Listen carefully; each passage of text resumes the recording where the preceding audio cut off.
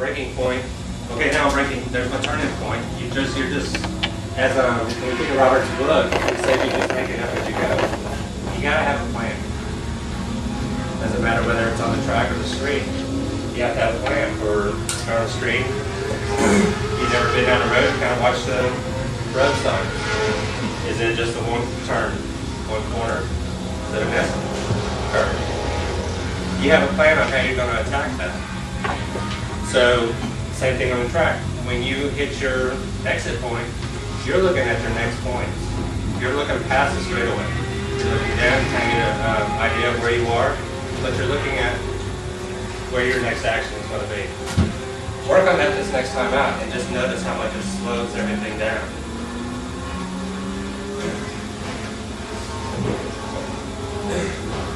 Each time you ride, you should visualize the track. You should have a plan for each section. If you're out there and you find that you are having trouble on a section of track, slow down everywhere else so your focus can be on that section.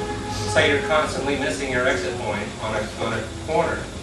How do you adjust that to where you can hit your exit point? How do you adjust that? With your turning point.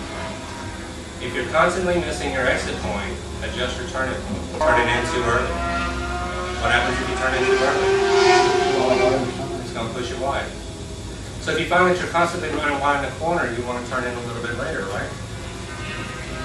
So if you're turning in and you find like the bike's not drifting out like it should, turn in a little sooner. Each bike is going to be different. You can't look at the rider in front of you and say, this rider's turning in here, therefore I should turn in here. This rider may have different tires, fully built suspension, different bike. An R6 is going to handle different than a CBR. Who all went to Barber? Yeah. Who wanted to go to Barber? That was a big challenge for a lot of the instructors there. I think we only had 2 or 3 instructors who had actually ridden Barber. And I was asked to lead 2, and I had never ridden Barber before. But I found 3 or 4 really good videos to watch. And by the time I got to Barber, I could run a lap in my mind. I knew exactly where I needed to be everywhere on the track. That's what you should try to do with these tracks. You should be able to close your eyes and run a lap in your mind very close to the time that you run. It's in memory. So if it's embedded in your memory, it frees up your mind to concentrate on things out there. It frees so much of it because then it becomes a natural reaction. The first few laps at Barber, I had to deal with some closing speeds or some elevation changes that video really doesn't show. But for the most part, I was pretty spot on with all my lines. Same thing here. There's countless video on the internet where you can sit there and watch. When you get off the track and try to run a lap in your mind. See how close you get to your actual lap times. Who's running the timer? Yeah, I tell people, don't even worry about timers. At this stage, your lap time should be the last thing. Because if you become obsessed with your times, that's all you focus on. You go out there and you try to improve or work on too many things at once, and it just makes the mistakes more frequent and sometimes bigger than what it was if you were just to go out there. Like I said earlier, if you have a problem on a section of track, slow down everywhere else and just spend an entire session working on that section. If you want to try something new, pick your favorite corner. The corner you're most comfortable at, and try something new.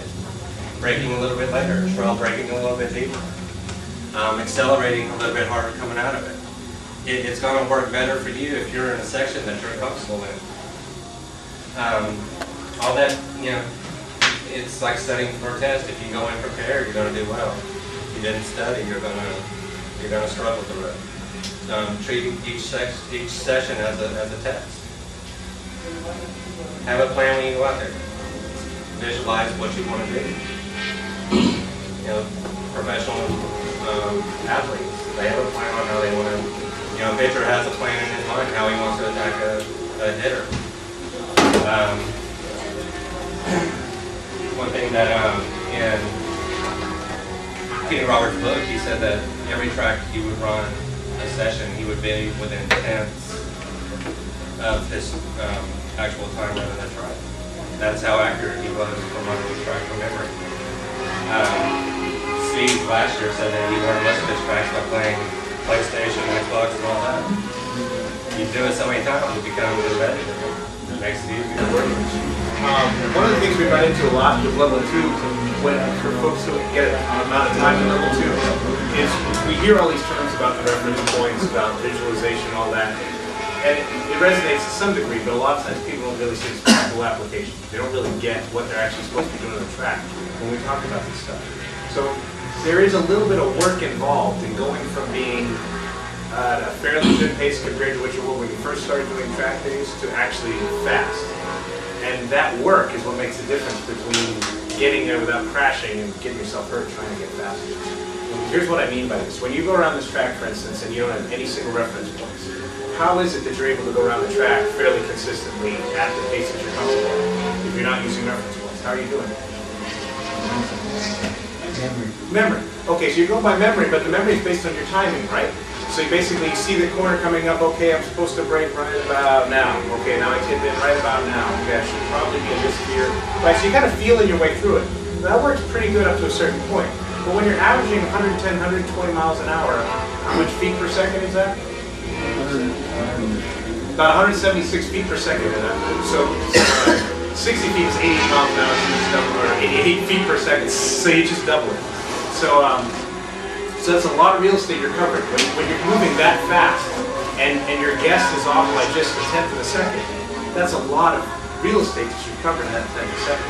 So without a physical thing to look at the track to know when you're actually supposed to start braking, without a physical point of the track to know for every corner, to know when you're supposed to tip in, as your pace increases, you're going to blow one of those corners. You're going to blow an entrance, you're going to swing wide an exit, you're going to be hopefully just be out in the bushes or worse. And that's what we want to try to prevent, but you got to be willing to do the work. So when we talk about visualization, say for instance you break down 13, 12, 11. That's a group of corners that you're working on this session, right? So as you go into 13, your visualization is helping you to look past the corner of 13 and you're actually looking probably at the apex of 12. But while you're also looking at that, you're also notating exactly where it is, that skid mark on the track that tells you, okay, here's where I turn left. Here's where I start my tipping.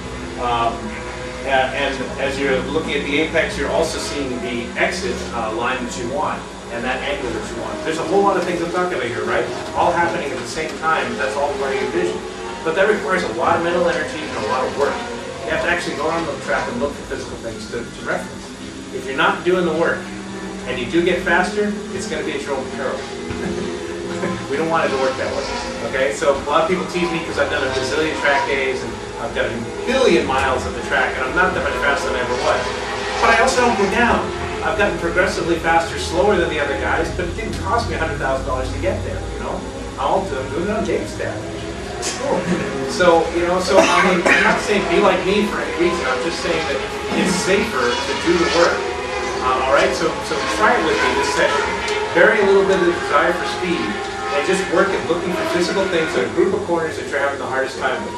I know for a lot of people, the 13, 12, 11 series is difficult. Also 9, 8, 7 is difficult for a lot of people. But look for physical things on the track that tell you exactly where you're turning, exactly where you start getting on your brakes. There's a really big deal about where to get on your brakes on this track. Where are you going really fast and you get better reaction? Back 7 and 6. Yeah, very good. And back straight, yes. So, and let's see, that was...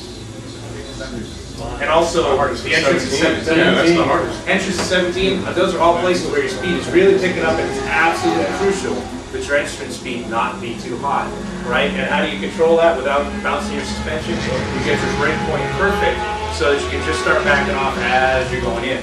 Not back off, pogo up, then try to turn in and wonder why it's taking so long to get that turn started, right? So all of that, again, starts with visualization, but the visualization has to actually be looking for physical things on the track. It can't just be out there